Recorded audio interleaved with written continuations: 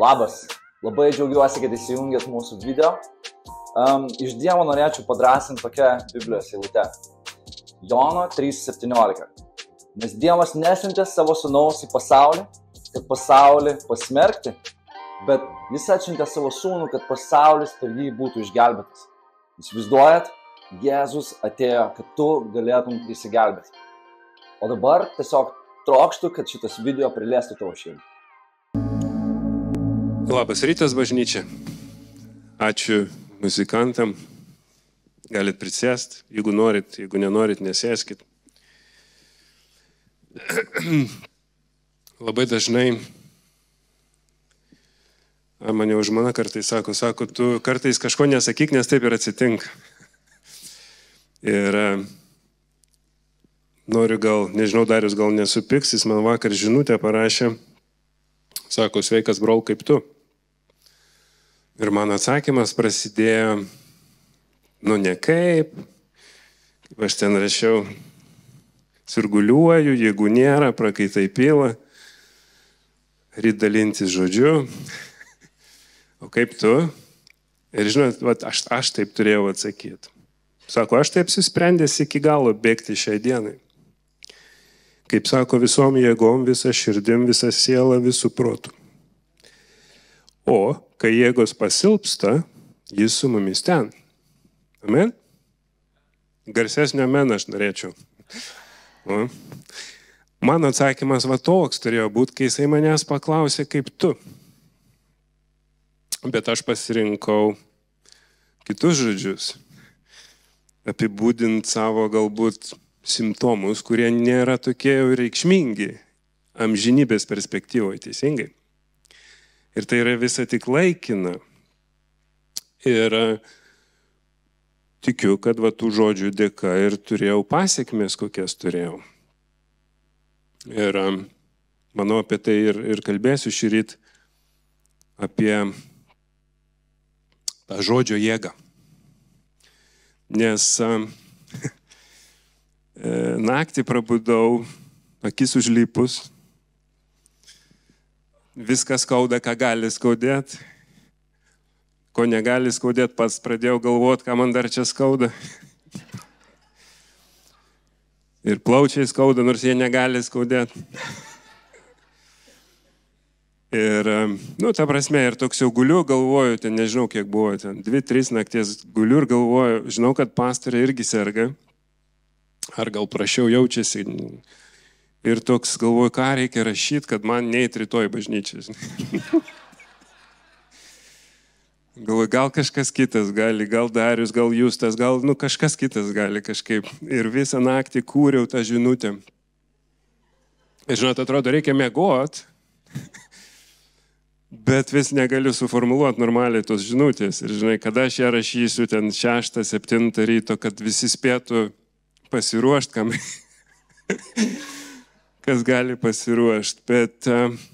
Bet paskui prisiminiau Dariaus žinutę ir, žinai, galvoju, jeigu viešpats nori, kad aš kažką pasakyčiau, tai jis ir duos tų jėgų. Ir paprašiau maldos vietoj, kad pakeistų.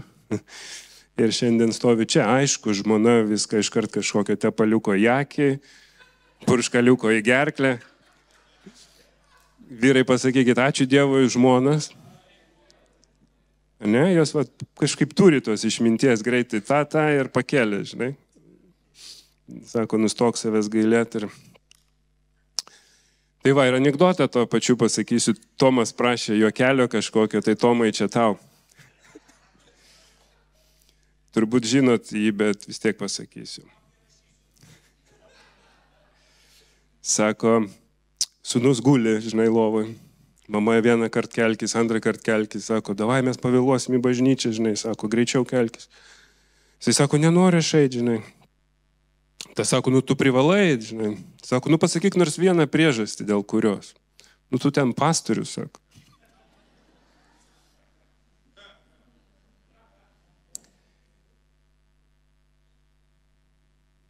Tai gera priežastis, tikiuosi, ne? Jam būti toj bažnyčiai.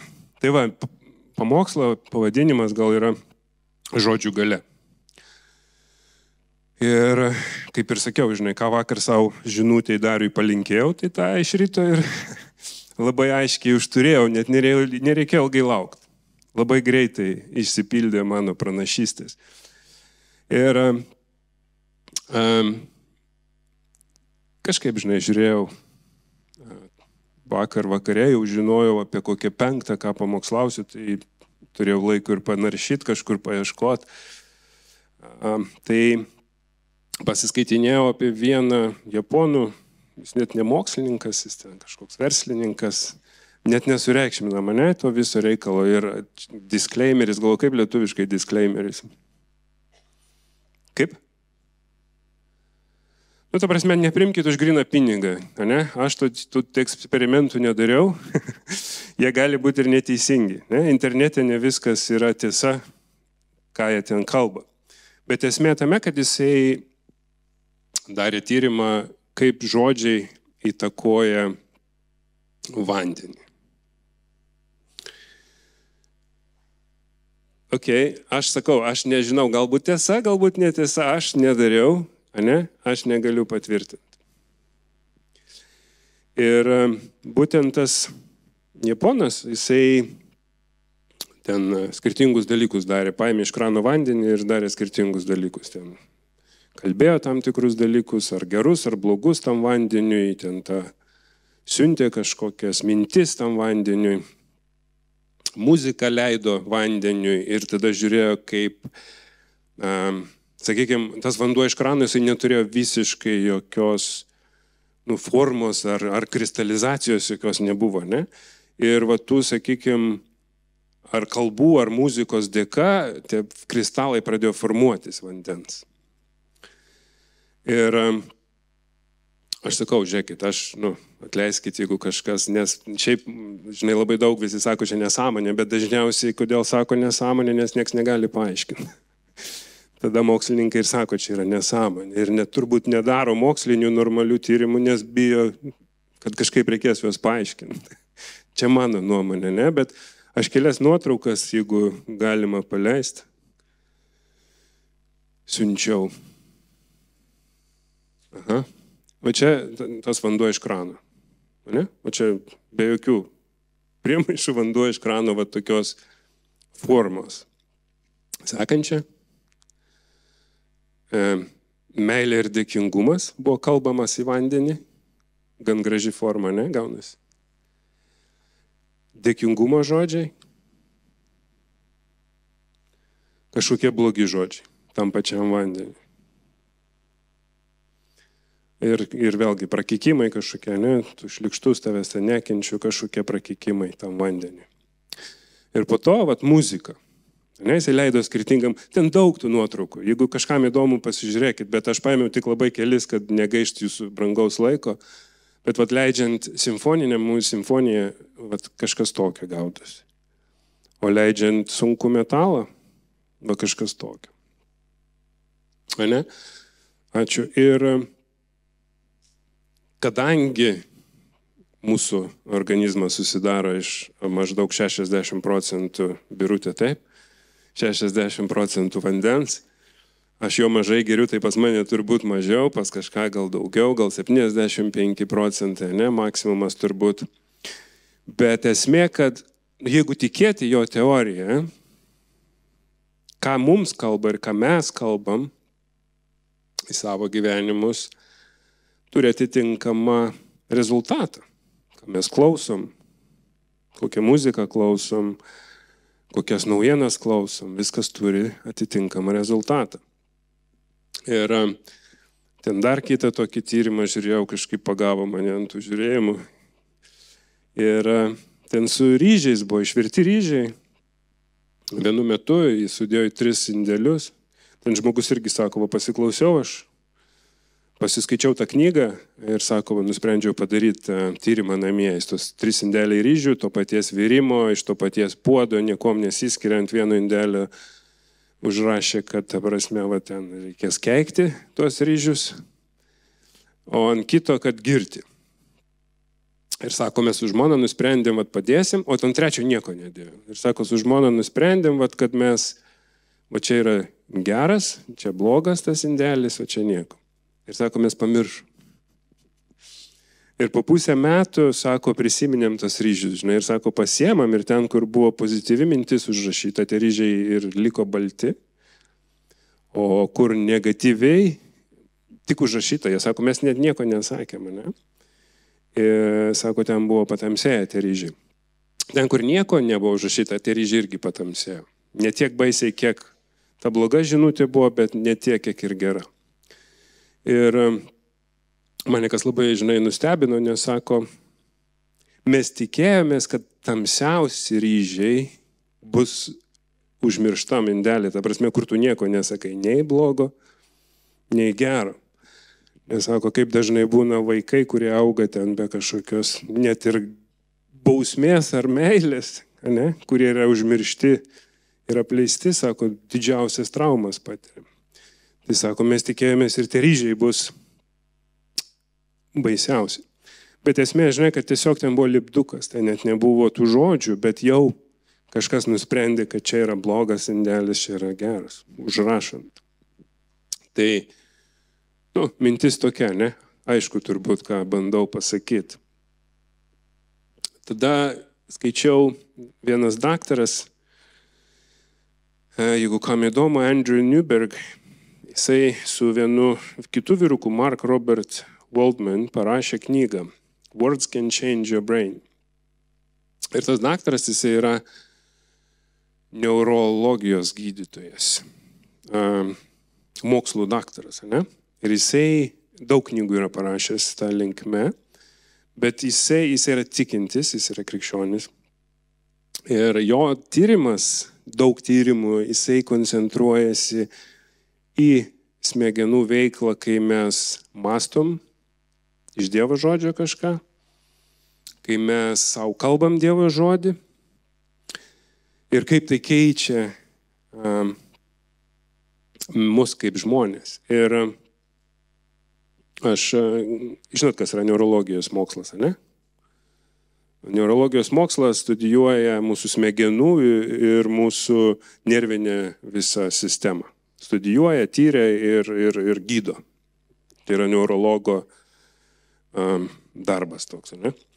Ir trumpą paėmiau epizodą iš vienos jo knygos, va iš tos būtent knygos. Sako, kai mes fokusuojamės į teigiamas mintis ar žodžius apie save, pasitenkinimo hormonai tokie kaip dopaminas išsiskiria ir mūsų centrinė smegenų dalis yra stimuliuojama. Nerimo ir streso pojūtis sumažėja, kūnas tampa gabus atsipalaiduoti ir pradeda fokusuotis į sveikimą. Ir aš atsiradau patarlėse.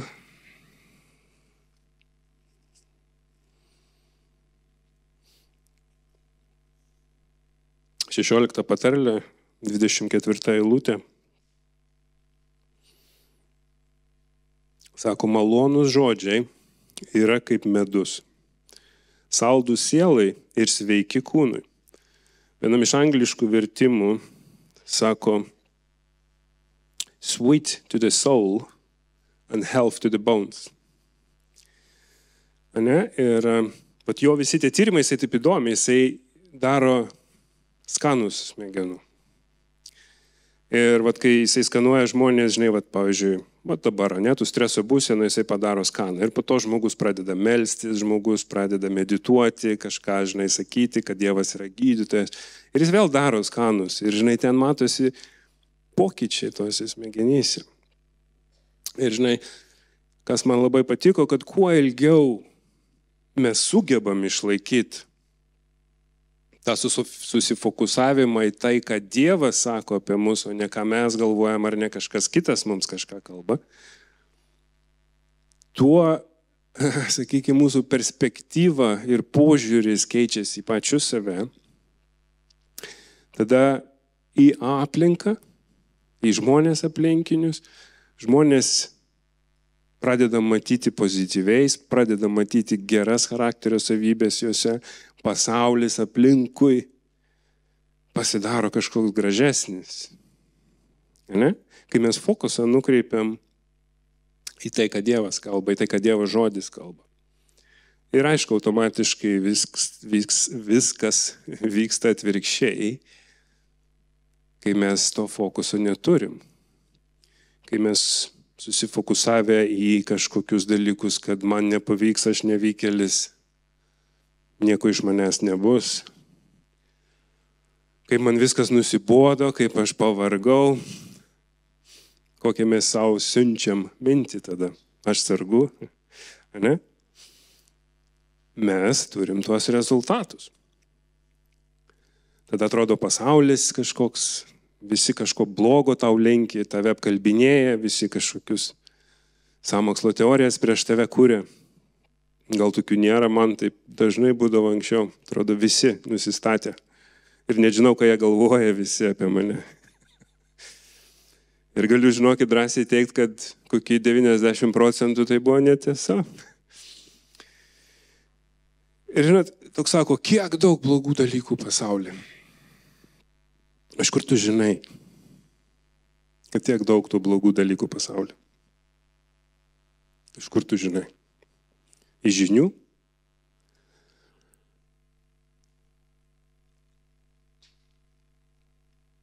Mes su vyrais namų grupeliai nusprendėm nuo praeito antradienio, kad iki šito antradienio nenaudosim social media ir žinių nežiūrėsim. Nes realiai toks, ir iš vieno, ir iš kito, ir pats pastebėjau, kad kai pradedi, atrodo, čia nieko baisaus, ne, pasiklausai. Ir ląstelė jau tokie pokalbiai, žinai, atsirado, kad sako, žinau, nenoriu dirbti, nenoriu nieko daryti. O kodėl? Todėl, kad pasiklausau ten kažkokių tų kalbėtojų, kurie sako, kad, žinai, ateina čia galas, jisai bus sunkus, čia iš mūsų viską atims. Tada, žinai, koks tolkas dirbti, jeigu atims. Teisingai mąsto, ne? Ir, juokinga, bet, žinai, ačiū Dievui, kad įvardina žmogus. Ne? Ačiū Dievui, kad įvardina. Ir tada, kai pradedi gilintis, o iš kur tai yra, žinai, iš kur iš to, kad tu klausai ne tą, ką klausai. Ir žinai, jeigu mes pakeičiam tą klausimą į Dievo žodį, aš tikiu, kad mes kitaip pradedam matyti mus aplinkui supantį pasaulį.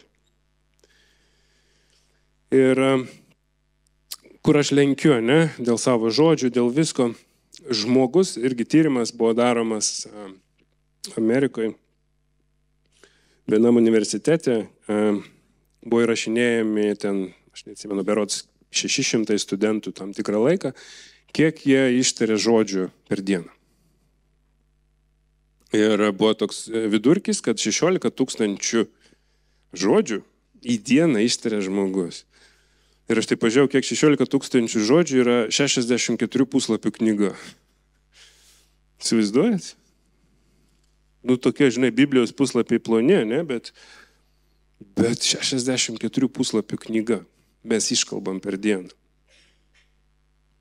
Ir kas mane labai nustebino, kad labai panašus, aš taip galvoju, tai čia nesąmonė, žinai, vyrai tikrai mažiau kalba, bent jau aš tai tikrai nemėgstu kalbėti. Aš kokie, žinai, 3000 gal. Ir galvoju, čia nesąmonė. Moteris jo, gal ten ir daugiau prikalba. Ir vieną tyrimą radau, kuris man gan patiko, žinai, kad ten rašė jo moteris, ten kažkiek ten 20 000, vyrai 7, galvoju, va čia jau arčiau tiesos. Bet to paties tyrimo toliau paskaičiau, žinai, ir buvo 3 rekordininkai. Jie iškalbėjo į dieną 47 000 žodžių. Ir visi 3 buvo vyrai.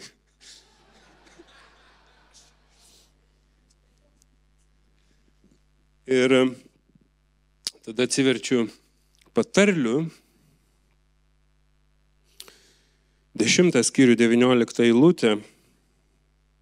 Ir sako, žodžių gausumas nebūna be nuodėmės. Kas tyli, tas išmintingas. Ir įsivaizduokit, 16 000 žodžių į dieną mes pilam. Vėl disclaimeris, ne? Nežinau lietuviško žodžio, kažkas suraskit. Bet vėl disclaimeris, kad ne vienas tyrimas, kurį skaičiau, nebuvo, kad ten, žinai, sektų žmogų, įrašinėtų ten non-stop kažkurį laiką, kad tiksliai nustatyti, nes ten, žinai, intervalais kažkokiais, ten kas kažkiek laiko, tada daugina, daro išvadą ir taip toliau, ne? Čia vėl neprimkit už tikrą pinigą ir paskui man nerodykit kitų tyrimų susitikę. Bet esmė tame, kad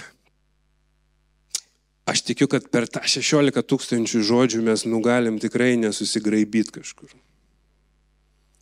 Ane, kai ruošiam kalbą kažkokią, žodį ruoši, ar kažkur viešai turėsi kalbėti, tu sėdi, galvoji, rašai. Ane, vat kaip aš dabar disclaimerį, žinai, galvoju, žiūri Lietuvoje, dabar sakys, va čia tas anglas vaidina, žinai, net žodžių nežino. Bet aš tikrai atsiprašau, bandžiau net translatinti ir neradau to žodžio.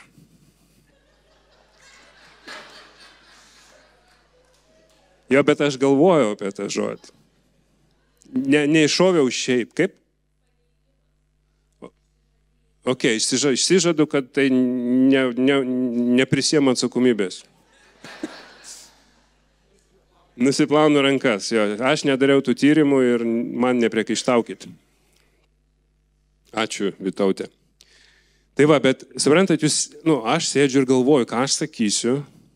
Ne? Aš užsirašau, žinai, kad kažkur kažko neprašaut, bet, aišku, prašauni. Arba, žinai, susitinki su naujų žmogum, tu visada pasitempęs, ne? Gražiai, mandagiai, ten kažkaip nevartosi kažkokios leksikos, ten ypatingai, jeigu, žinai, kažkur pakviečia tave į kažkokį ten, kur yra kažkokių išprūsusių išsilaviniusių žmonių, žinai, tu toks pasitempi, žinai, ten kažkaip prisimeni aukštesnės frazės kažkokias, žinai. Ir aš atsimenu, žinai, kaip Alfoj pradėjau dirbti, būdavo kažkur ten papuolė, ar ten kažkokie projektai, ar kažkur pakviečia, ar svečiai atvažiuoja. Ir, žinai, žmonės sako, ką tu baigęs, žinai. Ir tada mintyse, ką aš baigęs 9 klasės ir profesinę mokyklą, žinai, bet reikia kažką tai kitaip atsakyti. Nes tėvai atvežė sūnų, žinai, ką čia, žinai, po 9 klasių, ką iš jo padarys. Tai, žinai, toks vis bandai kažkaip save patemti, ne? Pasirodyti bent jau kažkokiu, labiau išprūsusiu, ne, įdomesniu žmogum.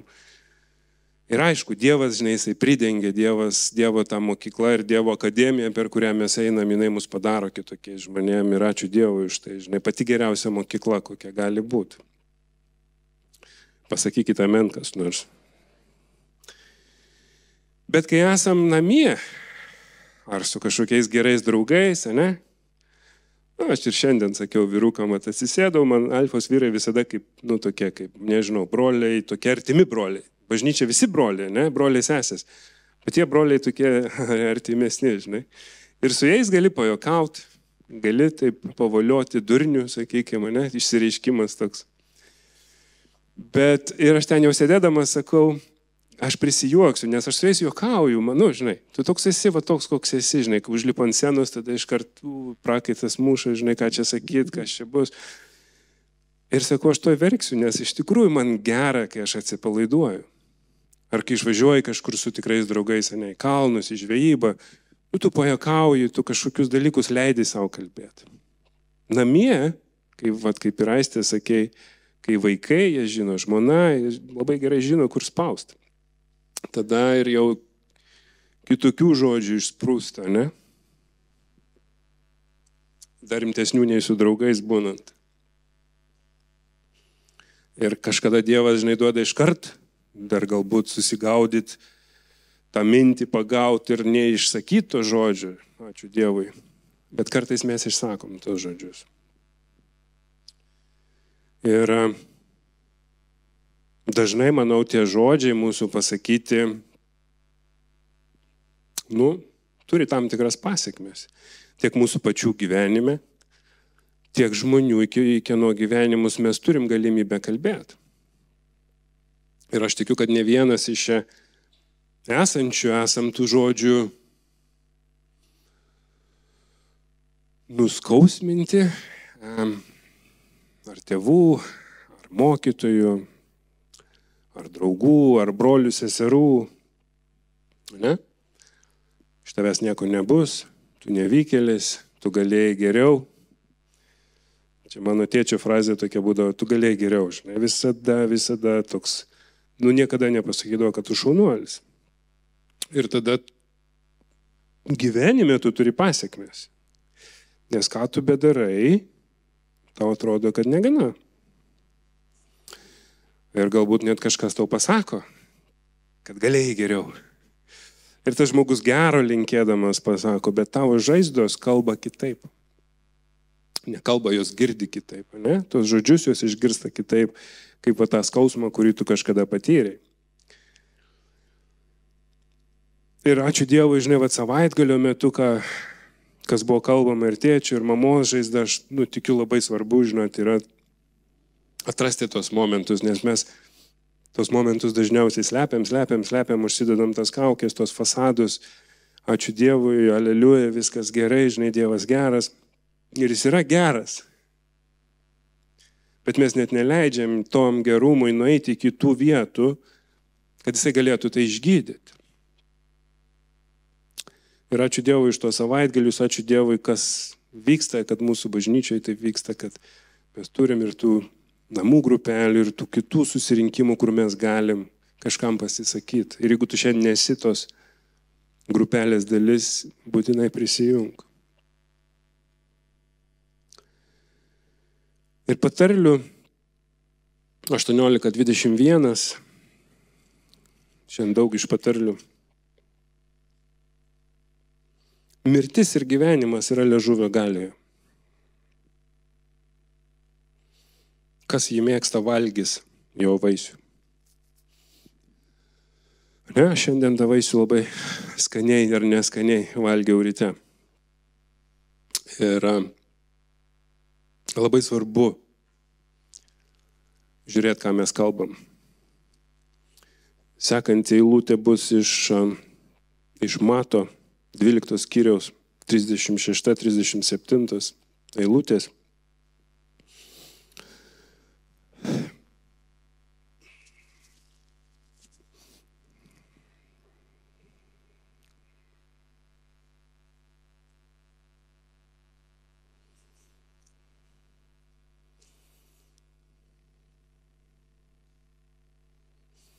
Geras žmogus iš gero širdies lobyno iškelia gerą. O blogas iš blogo lobyno iškelia blogą. Todėl sakau jums, teismo dieną žmonės turės duoti apyskaitą už kiekvieną pasakytą tuščią žodį. Įsivaizduokit, 16 000 žodžių mes pasakom. Į dieną. Kai kurie 47 000. Ir sako, reikės duoti apyskaitą už kiekvieną tuščią žodį. Ir pagal savo žodžius bus išteisintas, ir pagal savo žodžius būsi pasmerktas. Ir aš tikiu, kad čia nėra tas, žinot, gal išgelbėjimo klausimas, kad mes žodžiais galim turėti išgelbėjimą, nors ir sakom, kad lūpomis išpažįstama, širdim patikima ir lūpomis išpažįstama. Aš manau, kad ne apie tai kalba čia šita vieta, bet kalba apie... Tai parodo mūsų širdies poziciją, kur mes esam. Ir žinai, kaip dvasinis termometras, jeigu iš mūsų burnos eina daug to purvo, reiškia, mums reikia vaistų. Ne? Kas yra vaistai? Buvimas prie jo kojų, buvimas jo buvime ir pastovus atnaujinimas savo mąstymo. Skaitant šitą knygą. Ir kai iš mūsų burnos neina tas brudas, mes matom, kad kažkas yra gerai, kad Dievas veikia mūsų gyvenime, nes aš tikiu, žinot, iš savęs, aš nežinau, jūs gal kitokie, bet aš iš savęs tai tikrai tvarius, atsiprašau už išsireiškimą, bet tikrai tvarius. Ir kol nebuvo Dievo mano gyvenime, tas tvarius ėmė viršų. Jis ir dabar ima viršų, kai aš jam leidžiu. Ne? Kai aš neleidžiu pakankamai laiko su Dievu, kai aš neleidžiu pakankamai laiko skaitydamas, kai aš leidžiu Dariaus žinutę atsakyti savo, kad tas blogai, anas blogai. Ne? Aš tas pats, toks ieškantis savo gailesčio ir kaltindamas visus aplinkui dėl kažkokių dalykų. Žmona bloga, vaikai neklauso. Dar kažką, kodėl tu tai pasielgi? Tai va, žinai, žmona pati kalta, žinai. Nes išprovokavo. Bet aš žodžius pasakiau, ne žmona. Tai aš manau, kad šita vieta mums kalba apie tą matymą savo širdies lobynų. Ar tas lobynas jis yra geras, ar tas lobynas yra blogas.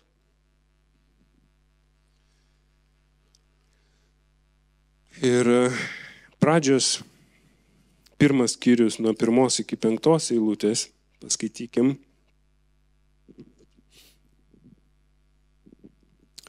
Pradžioje Dievas sutvėrė dangų ir žemę. Žemė buvo be pavydalo ir tuščia. Tamsa gaubė gelmes ir Dievo dvasia sklandė iš vandenų. Ne? Nieko nebuvo.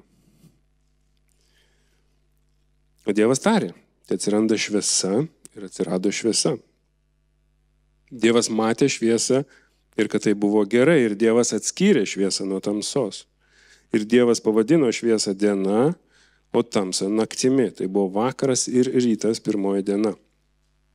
Ir kodėl aš skaitau šitą eilutę, nes Dievas tarė ir įvyko. Jisai nepagalvojo, jisai tarė. Ne? Tas žodis išsakytas, jisai tapo materija, jisai materializavosi ir tapo realybė. Ir Dievas ne tik tais kažką sutvėrė, bet jisai savo žodžiu ir įvardino, matydamas, kad tai yra gera, kad čia yra diena, čia yra naktis. Ir jeigu atsiverstumėm vėlgi pradžios knygą, 3 skyrių,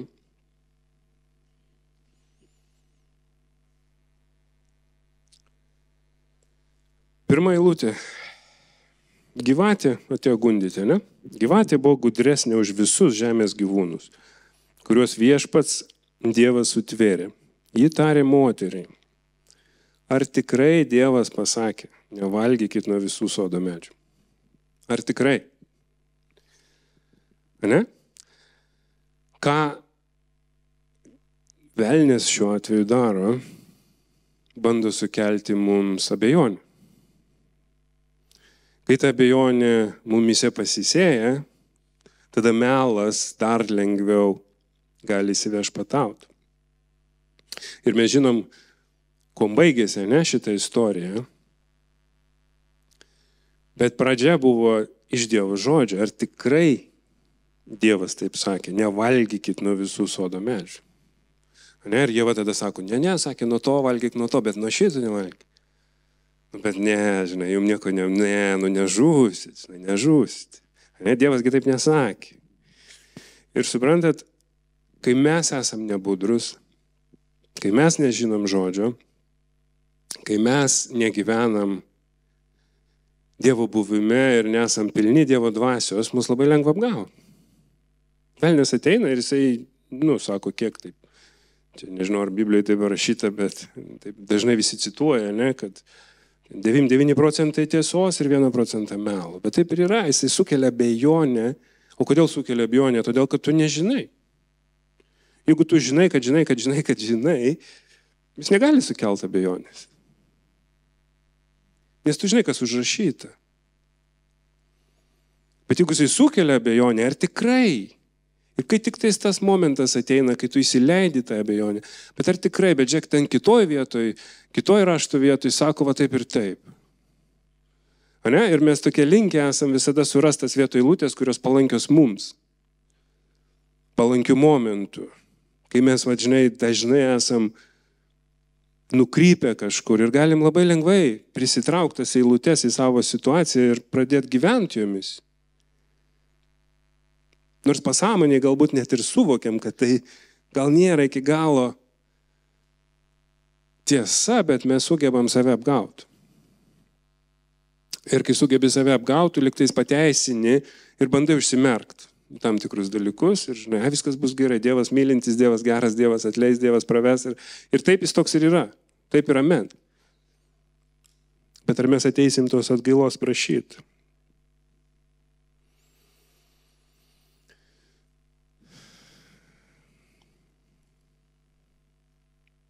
Jono 1:5.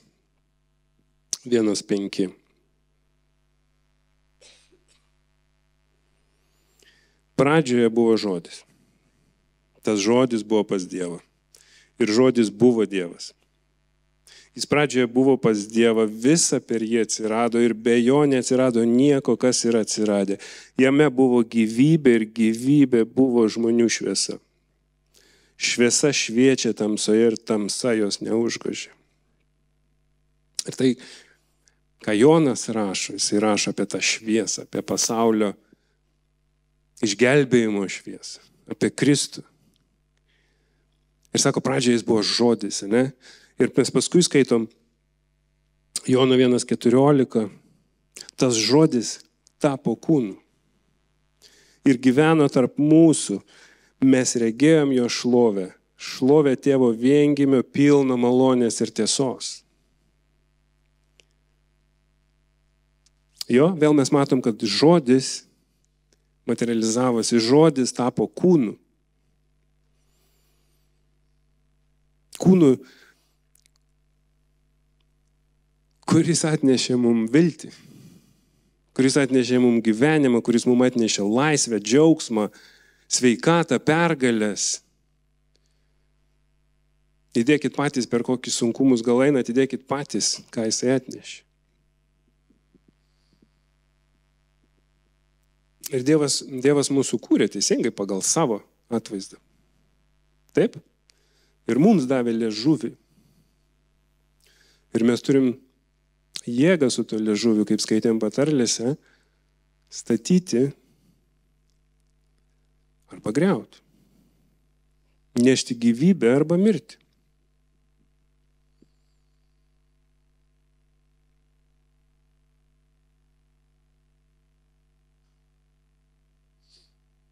Atsimenat, kaip Jėzus sako, jeigu nors turėsi tikėjimo kaip garstyčios grūdelį, ne?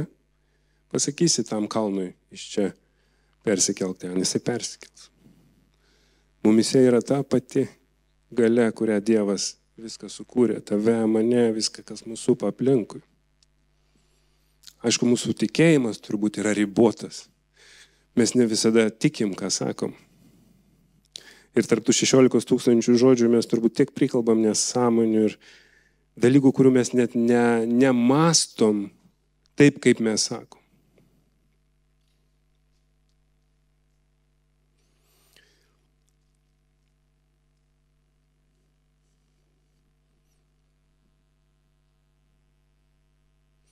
Ir žinot, man taip, visada kažkaip sunku kalbėti apie tokius dalykus, kur kažkaip lengviau atrodo, žinai, persuki savo gyvenimą, kiek esi pridaręs, kiek esi prikalbėjęs. Ir nereikia net labai tolimos praeities, žinai, ką tu vakar prikalbėjai, žinai. Kaip tu vakar, žinai, pasakėjai tą pačią frazę, kurią tu galėjai pasakyti kitaip. Su kitokia intonacija, su kitokia, galbūt gražesnė forma. Ir nesinori, va taip kažkaip man asmeniškai kapstytis labai tame. Nesako, už kiekvieną tuščią žodį reiks atsiskaityti. Žinai, toks geriau, buvo, žinai, atsiprašau, pasakiau ir judu toliau, žinai. Ne, ar čia man vienam taip nemalonu apie tai kalbėti, ar yra daugiau tokių? Yra keli, jo? Nėra? Jūs šaunuoliai. Bet labai svarbu yra mums saugotis, ką mes kalbam, ne?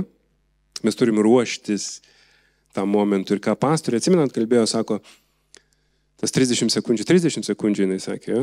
Bet, žinot, kol dar iš mūsų lūpų neišėjo žodis, dar jisai nėra materija. Jeigu mes sugebam pagaut dar mintį, jau žinai, kai jau ant liežuvio galo, kai mes dar sugebam pagaut tą mintį, žinai, galvoj, mes tada laimim. Ir mes turim išmokti praktikuotis, mes turim išmokti, realiai savęs sustabdyti, kad tas žodis netaptų materija.